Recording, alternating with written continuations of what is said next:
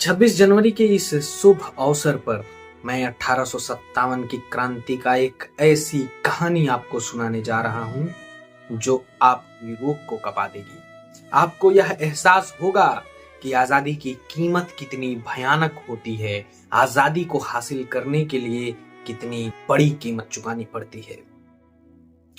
तो कहानी शुरू होती है 10 मई 1857, जब पूरे देश में एक क्रांति की लहर दौड़ पड़ी, एक विरोध की लहर दौड़ पड़ी। चूंकि सैनिकों ने विद्रोह कर दिया था, तो अंग्रेजी अफसर इस डर से कि सैनिक उनकी हत्या ना कर दें, उनसे हथियार छीनने लगे थे। इससे सैनिकों में काफी ज्यादा नाराजगी फैल गई थी। इसी क्रम में 13 मई 1857 को लाहौर के मियां मीर छावनी में 26वीं नेटिव इन्फेंट्री से भी हथियार छीन लिए गए। इससे सैनिकों में काफी ज्यादा नाराजगी थी और आक्रोश था। वो इसी प्रयास में थे कि कुछ भी करके वो इस छावनी से फरार हो जाएं, इस छावनी से भाग जाएं। उसके बाद जब सैनिकों में यह नाराजगी फैली, तो सैनिकों ने कोई भी काम करने से इनकार कर दिया और खुलेआम बगावत छेड़ दी। इससे वहां का एक अधिकारी था लाहौर के मियां मीर छावनी का, जिसका नाम स्पेंसर था, अंग्रेज मेजर था। उसने हाथ में तलवार लेके सैनिकों को ललकारा कि अगर तुम्हारे अंदर हिम्मत है तो आके मुझसे लड़ो। इस ललकार पर एक सैनिक प्रकाश पांडे, जो कि स्पेंसर से भिड़ गया और उसी तलवार से ही स्पेंसर की हत्या कर दी। इससे और सैनिकों का मनोबल ऊंचा हुआ और वो कुछ अन्य सैनिक जो वहां पे ब्रिटिश अधिकारी थे उनकी हत्या करके फरार हो गए। यानी कुल 282 सैनिक उस छावनी से फरार हो चुके थे। इससे अंग्रेजों में रोष फैल गया, अंग्रेज बौखला गए। अंत में 31 जुलाई 1857 को खबर मिली कि रावी नदी के किनारे डडिया नामक गांव में ये सभी 6 सैनिक थके मादे भूखे प्यासे छुपे हुए हैं। उस समय वहां का कमिश्नर था कूपर ने वहां पे धावा बोला और सभी 282 सैनिकों को गिरफ्तार कर लिया और यह मुकर्रर हुआ कि इनको सजाए मौत दी जाएगी। सजाए मौत का दिन 13 अगस्त मुकर्रर हुआ। चूंकि 13 अगस्त को उस समय बकरीद थी, तो मुस्लिम सैनिक छुट्टी पर थे, कोई भी मुस्लिम सैनिक नहीं था। तो इन सैनिकों को गोली मारने के लिए कुछ सिख सैनिक जो अंग्रेजी सरकार के वफादार थे उनको लगाया गया और एक क्रिश्चियन सैनिक था उनको लगाया गया। अब जितने भी 282 सैनिक गिरफ्तार थे, उसमें से 10-10 सैनिकों को सामने लेके आया गया, हाथ पैर बंधे हुए थे। उनको बिठाया गया दीवार से सटाकर और उनके ऊपर जो अन्य सैनिक थे वो निशाना साधे खड़े थे। वो सैनिक भूख प्यास से तप रहे थे, थके थे, घायल थे, कुछ तो बेहोशी की हालत में थे, छटपटा रहे थे उस बंधन से छूटने के लिए। तभी कूपर वहां पे जो खड़ा था उसने आदेश दिया कि इनको गोली मार दी जाए। सैनिकों द्वारा धड़ाधड़ उन सैनिकों को गोली मार दी गई। देखते ही देखते वहां पे लाशों का ढेर लग गया।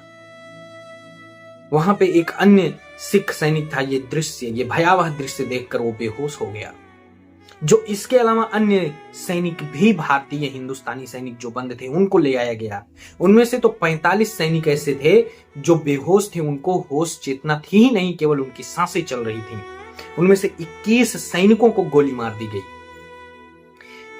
बाकी जितने भी सैनिक जिनको गोली नहीं मारी गई, उन सभी सैनिकों को आप सोचिए, वहीं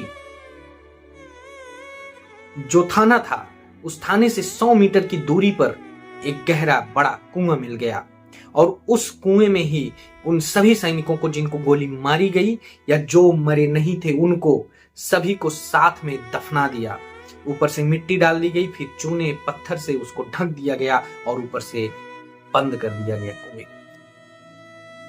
अब आप सोचिए कितनी भयावह स्थिति रही होगी। आप सोचिए, सोचकर आपकी रूह कांप जाएगी।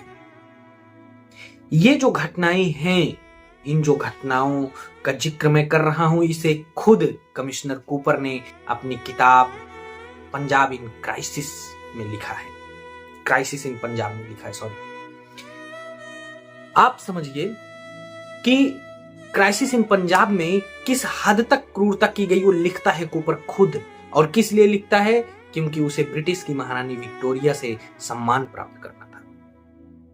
वो अपनी किताब में लिखता है कि एक सैनिक को जिंदा छोड़ता है, इसलिए छोड़ता है कि वह ब्रिटिश महारानी के सामने उसका कटा हुआ सर भेंट करेगा और उनसे वाहवाही लूटेगा कि 1857 के क्रांति का उसने दमन किस प्रकार से किया। पर हमारे देश का दुर्भाग्य देखिए कि अमृतसर में आज भी उस हत्यारे कूपर के नाम पे सड़क है, कूपर रोड। आप इसे गूगल मैप पे चेक कर सकते हैं। हमारे देश का दुर्भाग्य देखिए कि पंजाब में कांग्रेस की सरकार बन गई, पंजाब में बीजेपी अकाली दल की भी सरकार बन गई, लेकिन फिर भी किसी सरकार ने इन सैनिकों को उनका हक नहीं दिला पाया। यानी ये जो शहीद सैनिक हुए ये आज भी आजादी के लिए तरस रहे हैं। कैसे? क्योंकि इनके कंकाल आज भी उस कुएं में मौजूद है। उन्हें नसीब हो पाया है तो केवल एक लोहे का बक्सा।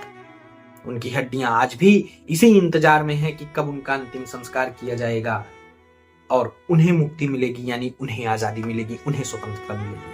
आपको तो 1947 में स्वतंत्रता मिल गई, पर उन्हें आज तक स्वतंत्रता नहीं।